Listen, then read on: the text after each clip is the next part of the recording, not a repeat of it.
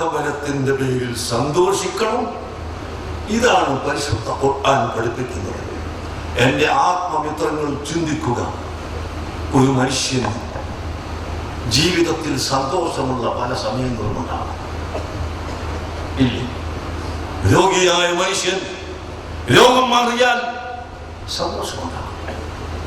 വിവാഹം കഴിക്കുമ്പോൾ സന്തോഷമുണ്ടാകും. സന്താനങ്ങൾ ഉണ്ടാകുമ്പോൾ സന്തോഷമുണ്ടാകും. ഒരു പുതിയ വീട് നിർമ്മിച്ചാൽ സന്തോഷമുണ്ടാകും. ഒരാൾ കള്ളക്കേസ് കൊടുത്തു, ആ കേസിൽ നിന്ന് ജയിച്ചാൽ സന്തോഷമുണ്ടാകും. അങ്ങനെ മനുഷ്യന് സന്തോഷമുള്ള ഒരുപാട് സമയമുണ്ട്.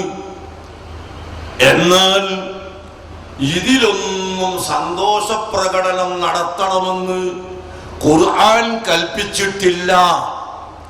ഖുർആൻ കൽപ്പിച്ച രണ്ട് കാര്യം സന്തോഷ പ്രകടനം നടത്താൻ ഖുർആൻ പഠിപ്പിച്ച രണ്ട് കാര്യം. ഒന്ന്, വിശുദ്ധ ഖുർആൻ അവതരിച്ചത്. രണ്ട്, നബി സല്ലല്ലാഹു അലൈഹി വസല്ലം തങ്ങളുടെ ആഗമനം. നിങ്ങൾക്ക് സൂറത്ത് യൂനുസ് അല്ലാഹു സുബ്ഹാനഹു വ തആല പറയുന്നു, യാ അയ്യുഹന്നാസ് ഖദ് ജാഅതുകും മൗഇദത്തും മിർ റബ്ബികും വശിഫാഉൻ ലിമാ ഫിസ് സുദൂർ വഹുദൻ വറഹ്മത്തുൻ ലിൽ മുഅ്മിനീൻ ഖുൽ ബിഫദ്ലില്ലാഹി വബിറഹ്മതിഹി فبذلك فليفرحوا هو خير مما يجمعون.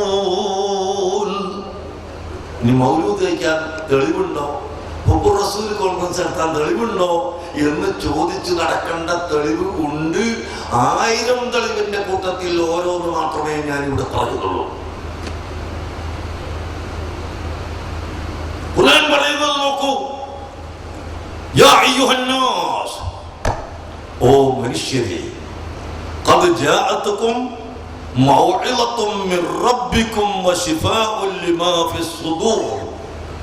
നിങ്ങളോട് ഉപദേശം ചെയ്ത് നിങ്ങളുടെ ഹൃദയത്തിന്റെ മാലിന്യങ്ങളെ നീക്കിത്തരുന്ന, നിങ്ങൾക്ക് ഹിദായത്ത് തരുന്ന പരിശുദ്ധ ഖുർആൻ നിങ്ങളിലേക്ക് അവതരിച്ചിട്ടുണ്ട്. ഒന്ന് ഖുർആൻ. രണ്ടാമത്തത് വഹുദൻ വറഹ്മത്തുൽ ലിൽ മുഅ്മിനീൻ. ആ ഖുർആൻ നിങ്ങൾക്ക് ഓതി കേൾപ്പിച്ച് നിങ്ങളെ ഹിദായത്തിലേക്ക് കൊണ്ടുവരുന്ന ഐനുൽ ഹുദയായ, ഐനുർ റഹ്മത്തായ മുഹമ്മദുർ റസൂലുള്ളാഹി സല്ലല്ലാഹു അലൈഹി വസല്ലം തങ്ങളും നിങ്ങളിലേക്ക് വന്നിരിക്കുന്നു. മനസ്സിലായോ? ഒന്ന് ഖുർആൻ, രണ്ട് മുഹമ്മദ് നബി സല്ലല്ലാഹു അലൈഹി വസല്ലം തങ്ങൾ.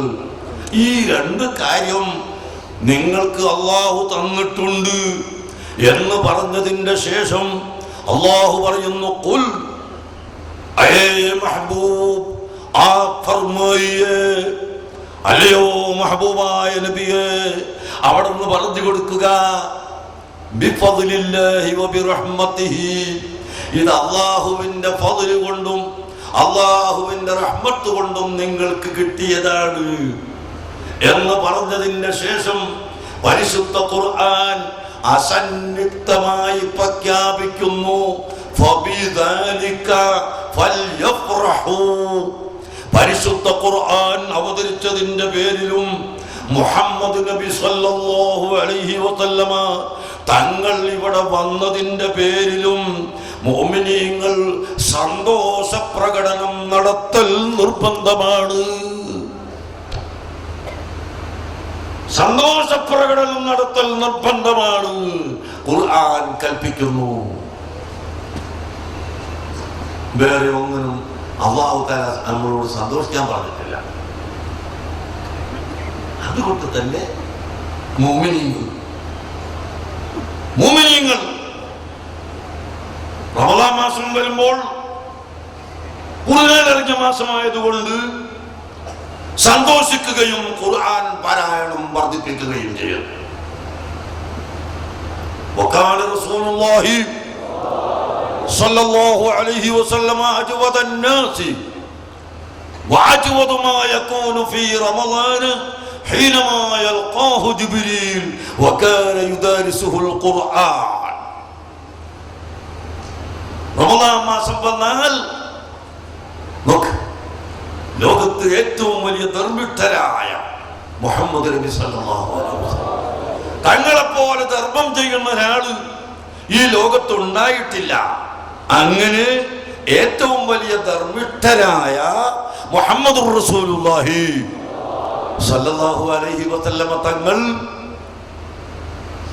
റമളാൻ മാസം വന്നാൽ കൂടുതൽ ധർമ്മം ചെയ്യും. കൂടുതൽ ധർമ്മം എപ്പോഴാണ്? അതിലും കൂടുതൽ ഖുർആൻ ഇങ്ങനെ ജിബ്രീൽ അലൈഹിസ്സലാമുമായി മുദാറസത്ത് ചെയ്യുമ്പോൾ. റമളാൻ മാസം വന്നാൽ ജിബ്രീൽ വരും, എന്നിട്ട് ഖുർആൻ ആദ്യം മുതൽ അവസാനം വരെ ഓതിക്കേൽപ്പിക്കും. അല്ലാഹുവിന്റെ റസൂൽ കേട്ടിരിക്കും. പിന്നീട് റസൂലുള്ള ഖുർആൻ ഓതും, ജിബ്രീൽ അലൈഹിസ്സലാം അങ്ങനെ കേട്ടിരിക്കും. അങ്ങനെ റമളാൻ മാസം വരുമ്പോൾ ഖുർആൻ അധികമായി ഓതുന്നു. തറാവീഹ് നിസ്കാരം 20 റക്അത്ത് തറാവീഹ്, സ്പെഷ്യൽ നിസ്കാരം, ഖുർആൻ ധാരാളം ഓതാൻ വേണ്ടി ഖത്മുൽ ഖുർആൻ ചെയ്യുന്നു.